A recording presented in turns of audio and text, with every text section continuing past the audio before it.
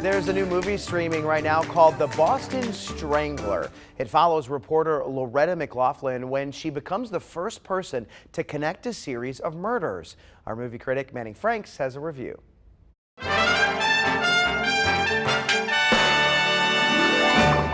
Crime dramas are an emotionally gripping genre, especially when there is historical truth associated with it. That truth, while at times difficult to hear, is important to be aware of. In Hulu's Boston Strangler, a string of heinous crimes in the 1960s is examined in that, well, in its pursuit to not sensationalize its dark subject matter, is a lot more passive in its storytelling than it ever needed to be. Jack, I think I found something. 3 women were strangled over the last 2 weeks. You're on the lifestyle desk. You're not covering a homicide. I think the murders are connected. Inspired by the true story of the serial killer of the same name from the 60s, Boston Strangler follows the 2 female journalists and their pursuit to uncover the person behind a series of grisly strangulations. Keira Knightley and Carrie Coon play the Boston Record American journalist Loretta McLean and Jean Cole, respectively, as they race against the clock to find this man. Although as the victims begin to increase, they soon realize that the danger is closer than they expected. The definition of the term classic thriller, Boston Strangler is an atmospheric and cerebral crime drama that's reminiscent of David Fincher's stylistic tendencies, similar to Zodiac or Seven. Director Matt Ruskin certainly has a visual flair that, at its best, is reliably impressive and, at its worst, nothing new. The visual storytelling aspect of Boston Strangler does, however, along with an absorbing and introspective performance from Keira Knightley, keep this film afloat.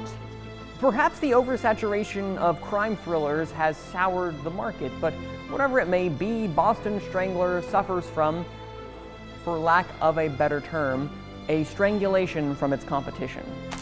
Yet it has no one to blame but itself, as the script seems to hit similar beats found in many journalistic and crime-based films without having much of the same urgency or thrills. Despite its positive, it can't escape the trap of that overbearing feeling of been there, done that. Make no mistake, Boston Strangler is a captivating and competent film. It is objectively well made with strong performances and a worthwhile story of true journalism. My disappointment lies with the fact that while entertaining, it lacks any sort of memorability. But still, I guess it's not a bad way to spend an afternoon. I'm giving Boston Strangler a for you to decide.